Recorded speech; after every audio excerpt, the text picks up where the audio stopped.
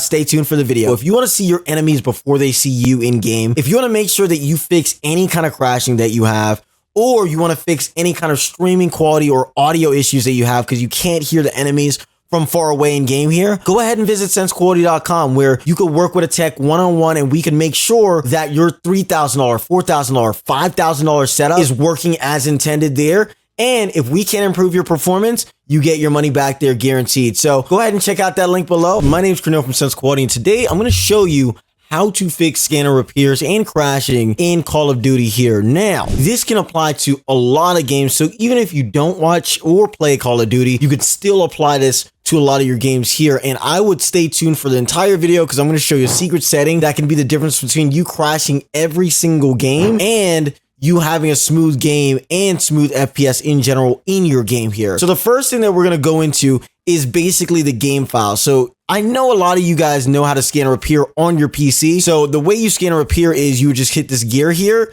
and hit scan a repair there. But sometimes that doesn't work, right? That's the first step. And sometimes you're still getting crashes over and over and over again. So I'm going to show you how to solve that. So the first thing that you have to do is you have to hit this gear. You have to hit show in Explorer. And it could be different if you have Stream or if you have Battle.net or Game Pass. It's all different in all of those there. The second thing, you have to click on Retail.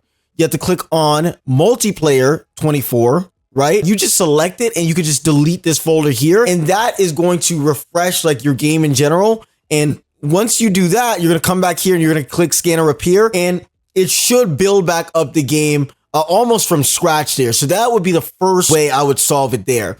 Now, the second way and the second most common issues that cause scanner repairs is basically the apps that you have running in the background. Now, I'm going to list these out for you. So basically, the background apps would include these particular apps in general. So if you have anything like MSI Center, right? It's usually motherboard apps in general. Anything like Asus Armory Crate or any kind of RGB app that controls, like, for example, like your memories RGB or your PC's like look in general, that can cause scanner repairs too because it conflicts with the game and your computer parts. And I would say NZXT cam as well can cause this. So these are the four most common things that can cause scanner repair in general. And the way that you resolve this is you would just uninstall it by going to add or remove programs and then uninstalling it. Or if you're like me and you like your RGB, you could just load it up here, right? And you would go to settings. You would make sure that it closes when you exit out of it. As you can see here, minimize NZXT cam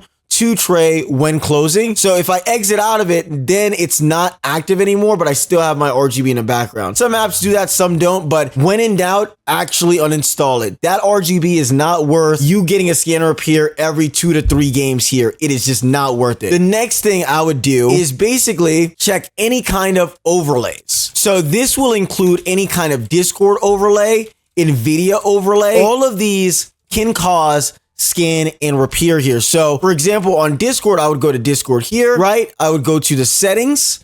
I would go to, it should be in game overlay, and I would just disable it in general. Any kind of overlay that you have in your PC that's over your game in general, you want to always disable that, guys. That really messes with the game and the full screen optimization of the game in general. Windows really does not like that. Now, the next thing that you can do is check your temperatures. So basically, this is getting into the nitty gritty, so you're going to want to stick with me here. So we're going to go into hardware info here, and we're going to run this. And you could get hardware info 64. I'm going to put a download link down below here, or you just search it up on the web. And what you can do is you could go to your sensors at the top left side here, and you will see almost all the information you could possibly need for your particular PC here. So the first two things that I would really take a look at is basically your CPU temperatures and then your GPU temperatures. Now, your GPU temperatures usually show in game, so that's an easy one. But basically your CPU temperatures, as you can see down here, I see that my CPU temperatures is a 57 here, right? So basically this is perfectly fine. And you're going to want to test this while you're running the game here. If your temperatures of your CPU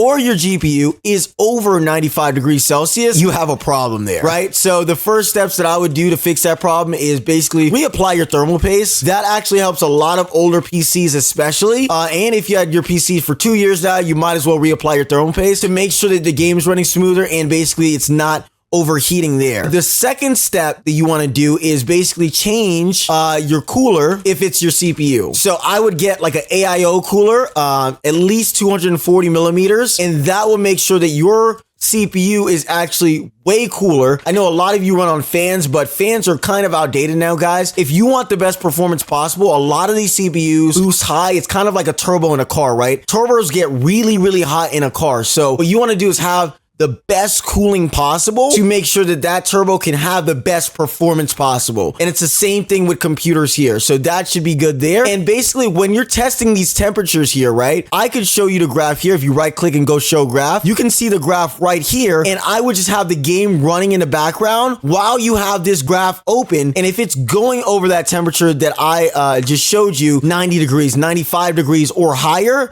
that's when you would do these steps below here. So I hope that really helps, guys. But the next thing I would say that really causes scanner repairs or basically CPU overclocks. Now, let's say you just got your PC, right? And basically you have no idea how to overclock and it's a gaming PC. Well, guess what? Your PC is already pre-overclocked for you. And specifically, I see a lot of problems with this when it comes to Intel. So what you have to do if you are on an Intel CPU is basically you would go to your BIOS, and the way you go to your BIOS is you would just go restart and you spam delete on your keyboard. That's how you get into your BIOS there.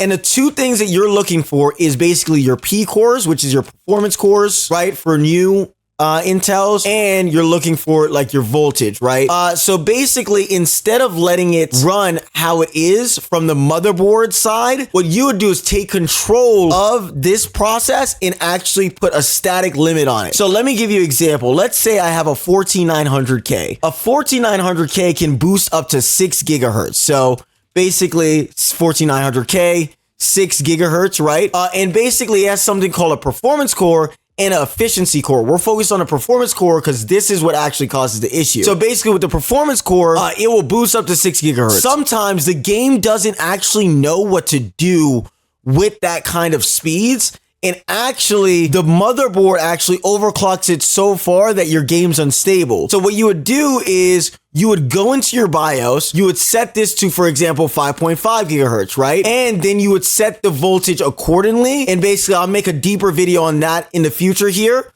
So basically, that's how you actually reduce the amount of scanner repairs that you're getting from your CPU if your CPU is the issue.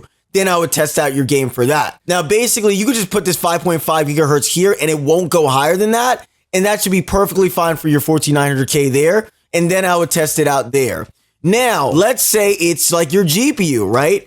So for your GPU out of the box usually comes overclocked as well. So what you do is download a program called MSI Afterburner, right? So I have a program right here. And for your GPU, like what you can try is basically just setting this to minus 25, for example, right? And press a check mark. That shouldn't impact your GPU performance much. I'll go over a deep dive into MSI Afterburner and show you guys that video in the future. Let me know if you like that or you want that down in the comments there. But basically, you would just put negative 25 for your core clock, right? And then you would press check mark and you would save it, right, to one of these. So I would press check mark. I would save it to number 1, for example. And then I would run the game and see if that works there. Now, if it does work, what I would do is click this Windows button right here, click this toggle wheel, click the start with Windows, start minimize, and that should be good there. And it should run every time that you run your game. That program should run there as well. And I'll leave a link down to MSI Afterburner below as well. And then basically, if that doesn't work, that's when I would check like your CPU in general. So if you're still getting a lot of like scanner repairs even after you did all this, go ahead and visit SenseQuality.com. We worked with a lot of professional players and a lot of streamers that you heard of. And basically, we can definitely fix this for you and diagnose it. And if we can't, you get your money back there. So it's a guarantee. But basically, if you do all of these steps, guys, this should fix your scanner repair at least 95% of the time. So I hope this helps. And let me know if you have another video in the comments that you would like to see here. But go ahead and subscribe and hit the like button and just let me know like what else videos that you would like to see in the future. My name's Kirneill from SenseQuality, and I hope you have a wonderful rest of your day here.